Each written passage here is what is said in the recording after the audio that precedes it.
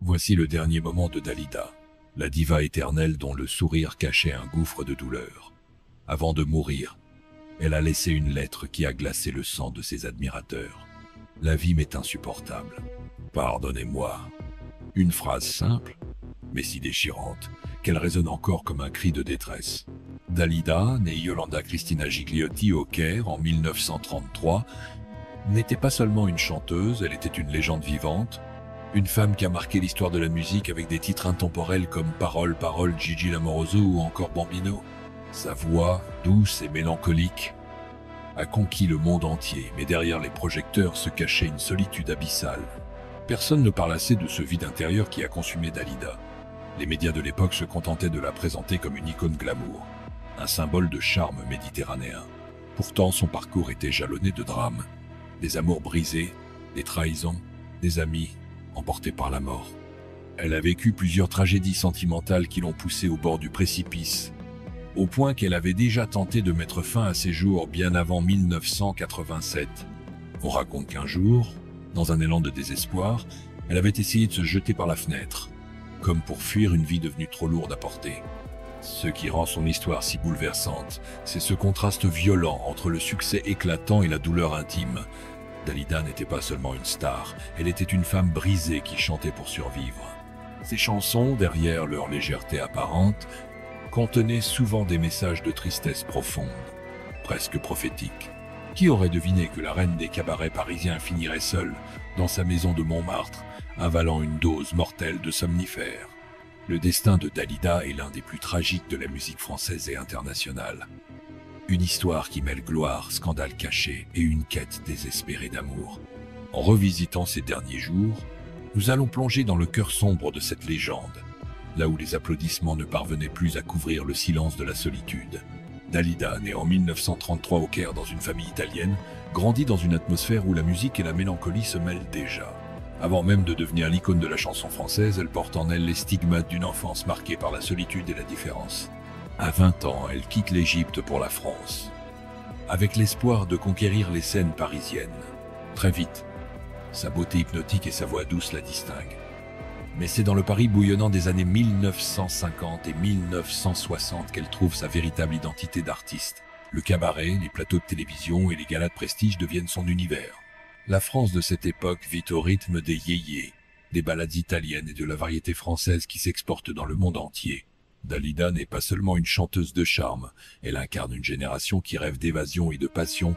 Ses chansons, souvent écrites dans plusieurs langues, reflètent une volonté de toucher un public international. Elle devient rapidement une figure incontournable, rivalisant avec les plus grands noms de la chanson. Bambino. Son premier succès en 1956 la propulse sur le devant de la scène et amorce une carrière fulgurante. Mais derrière les paillettes, une autre histoire se joue. Le monde du show business, avec ses excès, ses jalousies et ses secrets, nourrit la face cachée de Dalida. Elle traverse une série d'épreuves personnelles qui marqueront sa vie et sa musique.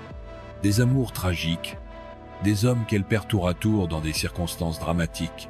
En 1967, le suicide de Luigi Tenco, son compagnon de l'époque, est un choc terrible dont elle ne se remettra jamais complètement. Ce drame la plonge dans une dépression profonde et marque le début de ses luttes intérieures. À partir de ce moment, la carrière de Dalida prend une teinte plus sombre. Ses chansons deviennent des confessions voilées, comme si chaque note portait la trace d'une douleur qu'elle ne pouvait exprimer autrement. Il venait d'avoir 18 ans. Je suis malade ne sont pas seulement des morceaux de musique. Ce sont des éclats d'âme, des fragments de vérité sur une femme qui se sent dévorée par la solitude. Les années 1970 et 1980 la voit triompher sur scène, mais au prix d'un combat incessant contre ses propres démons. Paris, la ville qu'il a consacrée, est aussi le théâtre de ses nuits les plus sombres. Dalida vit dans une grande maison à Montmartre, mais ce lieu de prestige devient peu à peu un sanctuaire de silence et de souvenirs douloureux. Les amis se font rares, les amours s'effondrent, et les flashs des photographes ne suffisent plus à combler l'absence. C'est dans ce contexte que se dessine le thème principal de son histoire. La gloire ne protège pas de la douleur. Bien au contraire, plus le succès de Dalida grandit, plus son mal, être semble s'amplifier. Elle incarne cette figure tragique de la star internationale qui, malgré les applaudissements et les récompenses, ne parvient pas à trouver la paix intérieure. Le public l'adore, mais il ignore souvent l'ampleur de son désespoir. Sa vie est une succession de paradoxes. Dalida est à la fois adorée et terriblement seule, forte sur scène et fragile dans la réalité, lumineuse en apparence et noyée dans l'ombre de ses blessures. Les médias de l'époque alimentent son image de femme fatale. Mais derrière ce masque se cache un cri de détresse que peu de gens savent entendre. Ce mélange de succès éclatant et de tragédie intime est au cœur de son mythe, et c'est ce qui rend son histoire encore plus fascinante et déchirante aujourd'hui. Voici comment l'histoire de Dalida devient une tragédie moderne, mêlant éclat et ténèbres. Après le succès fulgurant de Bambino, Dalida ne connaît presque jamais de pause. Chaque décennie, elle réussit à se réinventer. Des ballades romantiques des années 50 aux titres plus audacieux des années 70 comme « Parole, parole », elle est partout. Mais ce rythme effréné cache un combat acharné contre sa propre fragilité. L'événement déclencheur de son basculement psychologique reste le suicide de Luigi Tenco en 1967. Dalida découvre le corps sans vie de l'homme qu'elle aime après le festival de Sanremo. Une lettre de Tenco accuse l'industrie musicale de l'avoir détruit. Ce drame détruit Dalida de l'intérieur. Peu après, elle tente de se donner la mort, avalant une forte dose de barbiturique. Cet acte, loin d'être un caprice, marque le début d'un cycle où la douleur et l'amour tragique se mêlent inextricablement. Mais Dalida n'abandonne pas la scène. Elle revient plus forte, du moins en apparence. Ses chansons deviennent un miroir de sa vie intérieure. « Je suis malade », qu'elle interprète avec une intensité presque douloureuse, résonne comme un aveu. Les médias applaudissent son courage et sa grâce, mais personne ne voit à quel point chaque performance l'épuise émotionnellement. Dans les années 70, Dalida s'impose comme une star internationale. Elle chante en plusieurs langues, français, italien, anglais, espagnol, allemand, arabe. Elle est adulée en Europe, au Moyen-Orient et même en Amérique latine. Sa beauté magnétique, ses robes scintillantes et sa voix unique en font un mythe vivant. Pourtant, à chaque triomphe public, un vide plus grand s'installe en privé. Ses relations amoureuses sont marquées par la douleur et la mort. Richard Chanfray, alias Comte de Saint-Germain, son dernier compagnon, se suicidera en 1983, un énième coup porté à son cœur déjà fragile. Les rumeurs et les scandales ne manquent pas.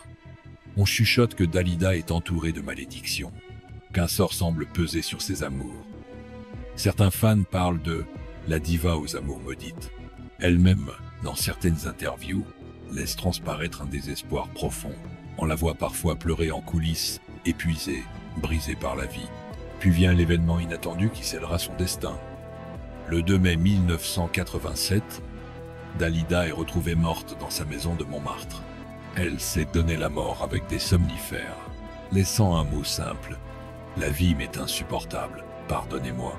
Ce geste, bien qu'annoncé par ses nombreuses tentatives passées, choque le monde entier. Les fans, les médias et ses proches sont dévastés. Comment une femme si admirée et si talentueuse pouvait-elle mourir dans une telle solitude? Le point culminant de sa vie réside dans cette contradiction cruelle. Dalida a tout eu, mais elle n'a jamais trouvé ce qu'elle cherchait vraiment, un amour sincère et durable, une paix intérieure. Ses chansons, ses interviews et ses regards trahissent un besoin d'être comprise et aimée au-delà de son image de star. Les conséquences de sa mort sont immenses. Des milliers de fans se rassemblent devant sa maison, des fleurs recouvrent les marches de Montmartre. Les journaux parlent d'elle comme d'une Édith Piaf moderne, une artiste consumée par ses passions. Son héritage musical devient encore plus puissant. Ses titres prennent une dimension presque prophétique.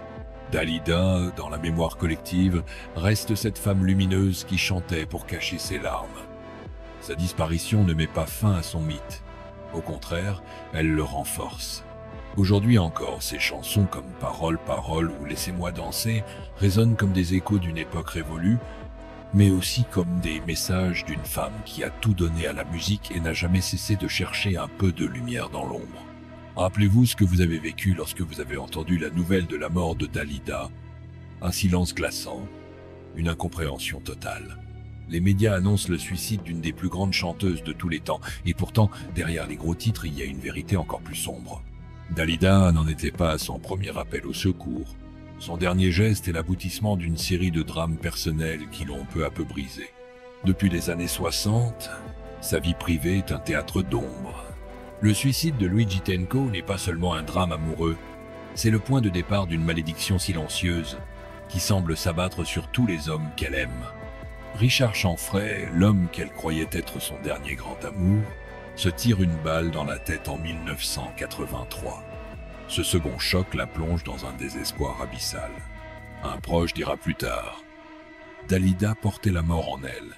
Elle était belle, mais brisée. Cette image de la femme fatale cache une fragilité extrême. Dalida avait confié à ses amis que la célébrité n'était pas un bouclier, mais une prison. Elle se sentait regardée, mais jamais aimée. Les soirées mondaines, les plateaux de télévision, les interviews, tout cela n'était qu'un décor derrière lequel elle se réfugiait pour ne pas affronter le vide de ses nuits.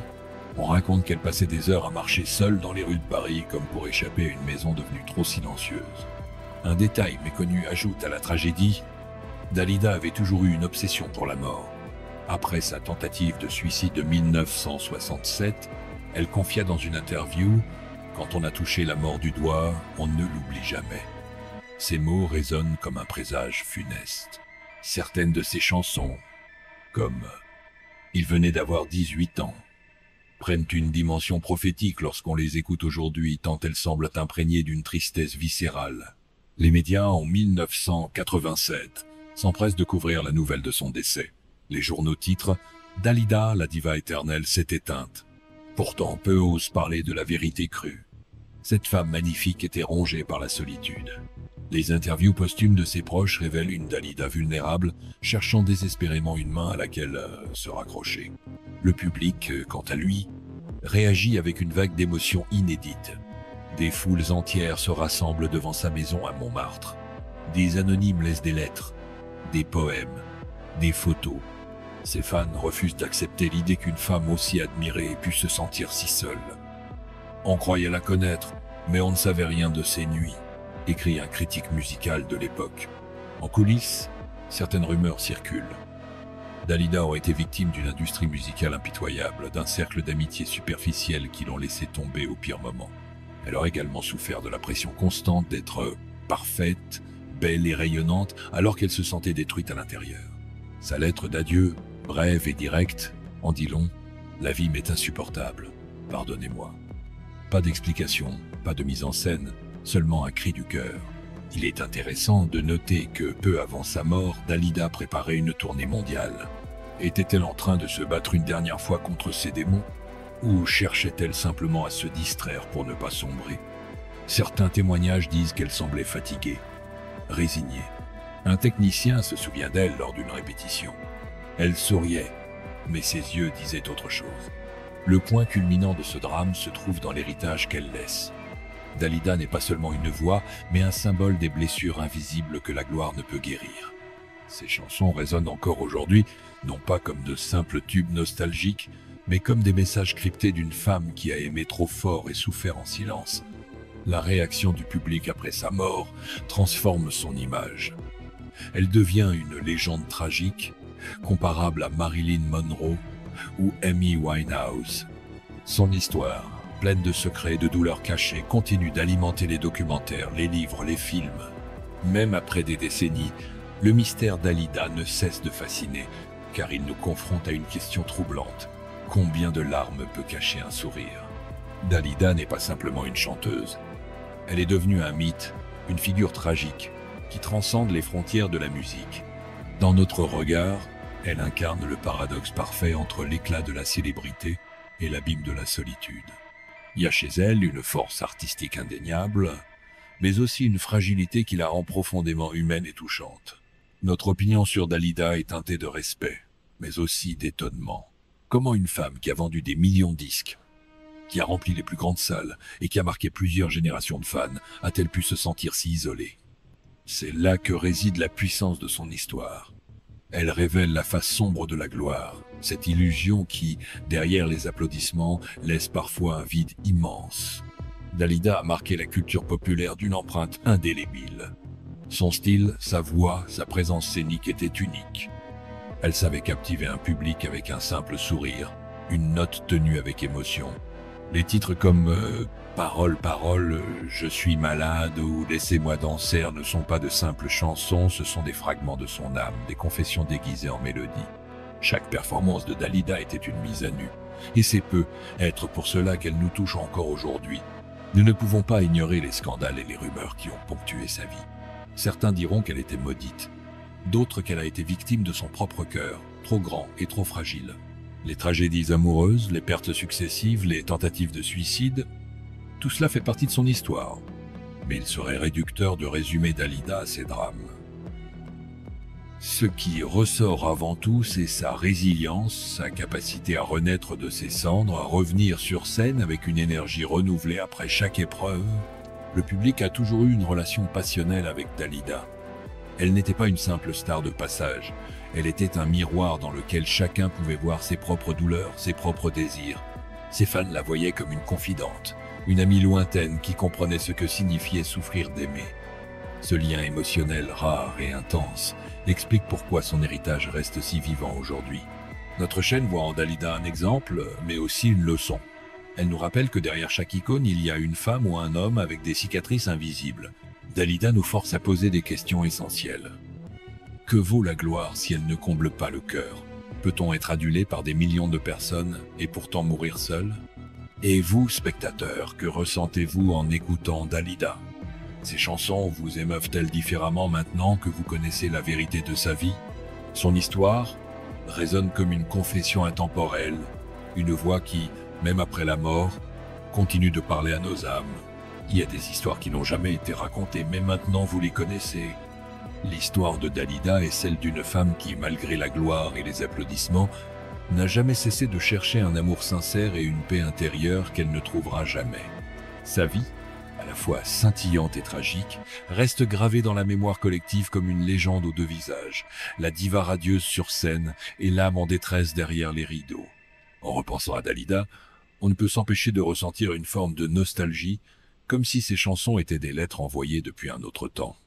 Parole, parole, Gigi l'amoroso, il venait d'avoir 18 ans.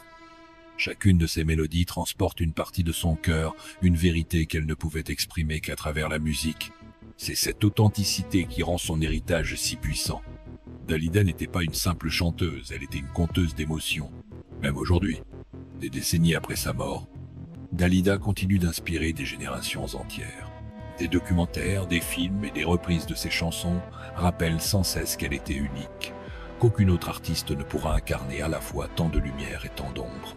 Sa tombe au cimetière de Montmartre est devenue un lieu de pèlerinage, où des admirateurs du monde entier viennent déposer des fleurs, comme pour lui dire qu'elle n'est pas oubliée. Son impact sur la culture reste immense. Dalida a prouvé qu'une chanson peut être bien plus qu'un divertissement. Elle peut être une confession, une prière, un cri du cœur. Elle a ouvert la voie à des artistes qui osent parler de leurs douleurs, de leurs failles, transformant la fragilité en force. Alors, la prochaine fois que vous écouterez une chanson de Dalida, rappelez-vous ceci. Derrière chaque mot, chaque note se cache une femme qui a tout donné à son public, quitte à se perdre elle-même. Dalida restera pour toujours ce mélange de grâce et de tragédie, une étoile brillante qui, même tombée, continue d'illuminer le ciel de la musique.